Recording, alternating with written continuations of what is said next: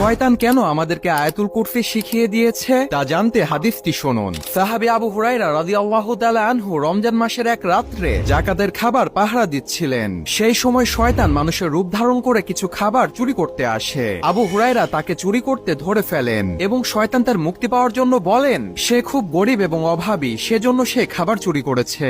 আবু হুরায়রা তার কষ্ট দেখে তাকে ছেড়ে দিলেন। দ্বিতীয় দিনে ঠিক একই ঘটনা ঘটে এবং শয়তান আবারও মুক্তি চায়। সেই রাত্রেও তাকে ছেড়ে দেওয়া হয়। তৃতীয় দিনে শয়তান আবারও চুরি করতে আসে, কিন্তু আবু হুরায়রা তাকে ধরে আর ছাড়লেন না। তখন শয়তান তার নিজের জীবন বাঁচানোর জন্য বলল, তুমি আমাকে ছেড়ে দাও, আমি এর বিনিময়ে তোমাকে এমন একটি জিনিস শিখিয়ে দিব যা করলে তোমাকে আল্লাহ তাআলা শয়তান থেকে রক্ষা করবে। এই বলে তখন সে শয়তান আয়াতুল কুরসি শিখিয়ে দিলেন। এই ঘটনা সাহাবী আবু হুরায়রা রাসূল সাল্লাল্লাহু আলাইহি ওয়াসাল্লামের কাছে বর্ণনা করলেন। তখন রাসূল বললেন, সে শয়তান তোমাকে সত্য বলেছে।